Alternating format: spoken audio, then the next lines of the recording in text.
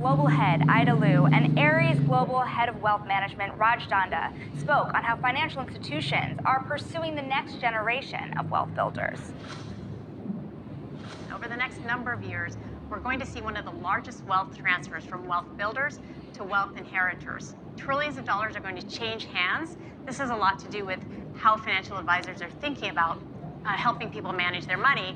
Two areas that are important are building bonds early and trust. So our surveys show that wealth inheritors will stick with a financial advisor if they feel like they trust them. And then for financial advisors, it has to do with building bonds early with those wealth inheritors. Our studies also show that if a FA gets to know a wealth inheritor when they're in their teen years, there's about an 85% chance that inheritor will stick with the FA. And if a financial advisor gets to know them as an adult or young adult, that percentage of keeping that FA drops to about half. The investment solutions that are available today in the private markets have really changed the landscape. You have opportunities to build a core allocation through open-ended strategies. You can be opportunistic through some of the traditional drawdown funds. And all of that actually really helps the next generation have a lasting, durable allocation to the private markets, which wasn't really possible in the prior generations when the lack of alternatives in the private markets led you to focus principally on a stock and bond allocation. I believe in the future that we're not going to be talking about ESG or impact investing as a separate class.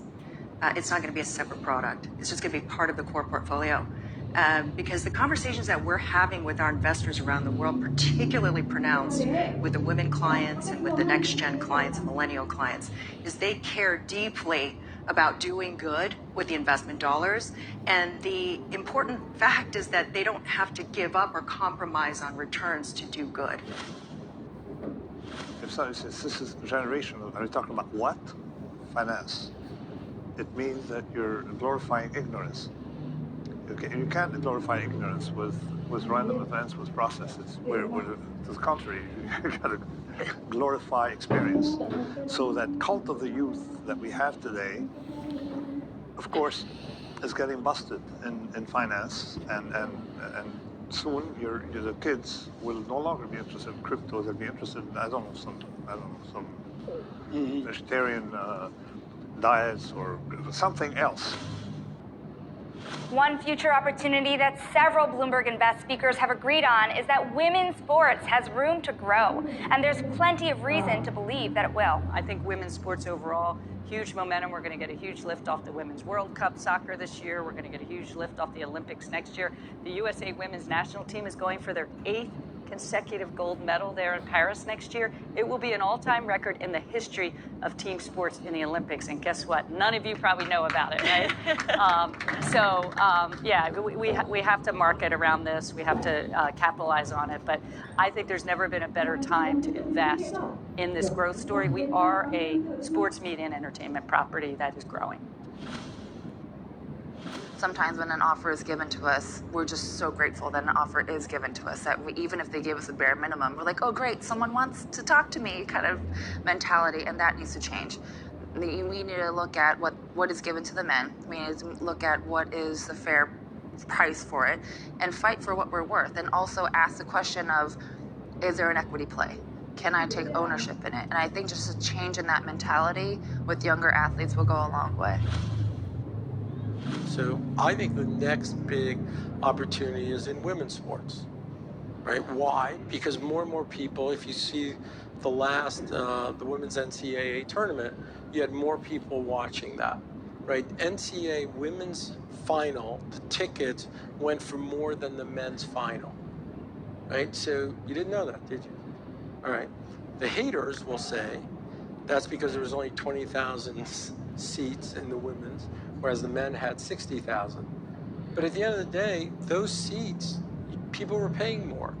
And when I look at that, I sort of see that over the next, here's another question, right? And you guys, you'll just prove all my points, hopefully, since I don't know the answers, and I hope you're gonna do it the way I ask.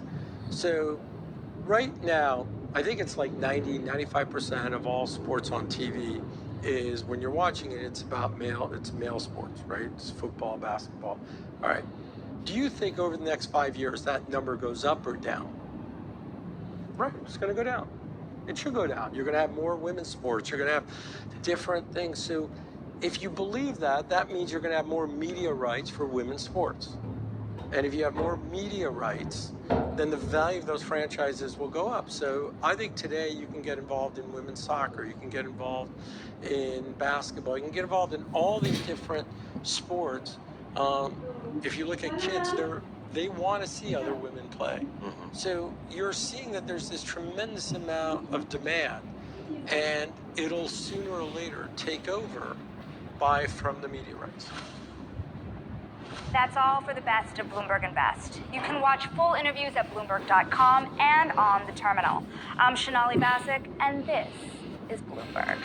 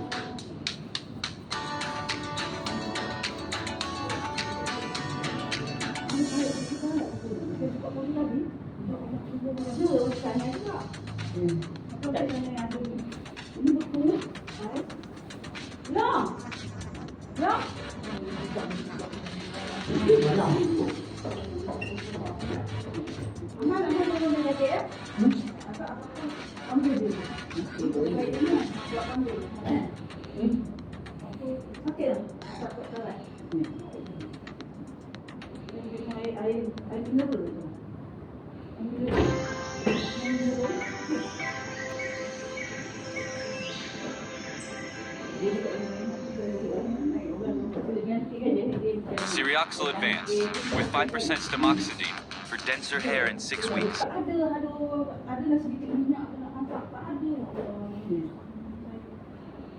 Shop now. What if we only had today to change tomorrow? With bolder thinking and breakthrough tech, we can place sustainability at the heart of business and make net zero the norm. Together, we can solve this.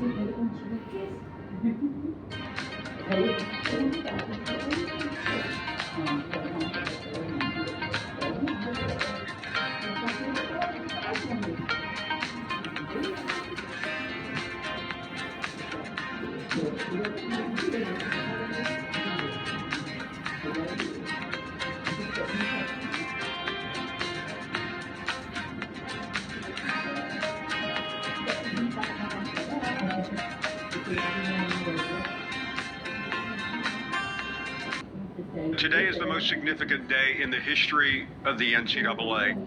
The last day on planet Earth in the United States of America in college athletics where name, image, and likeness laws will not be on the books and kids will be not allowed to make money off of their name, image, and likeness. Today is the last day that amateurism has at least a shadow meaning in our culture. Major rule from the Supreme Court involving games. The most seismic change in college sports happened in 2021, and its aftershocks are still ricocheting across the landscape. The door, non-pro athletes getting paid for use of their name, image, and likeness, until last year banned by the NCAA, is now allowed, and it's changing the face of sports and business radically.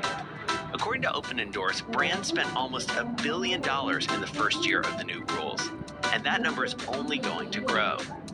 But some of the biggest winners, they may surprise you.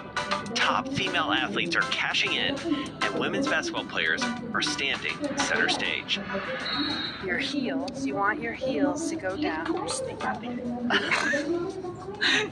He took a pre-ride coupe. NIL really is pretty surreal. I don't think I've really wrapped my head around the concept that I am making money just doing the thing that I love. Starting her sophomore year, AZ Fudd's already signed deals with Chipotle, American Eagle, and others, earning tens of thousands of dollars, leveraging her on-court prowess and off-court social media following. She's also getting massive investment from the pro game as well, becoming one of the first athletes to sign with Steph Curry's SC30 Inc. The two even designed a shoe together, one Steph Curry would wear during his 2021 NBA Finals MVP performance. It's an investment directly into a future player, but also the future of women's basketball. And especially for the women's game, NIL deals may not only benefit the students, but the pro game as well.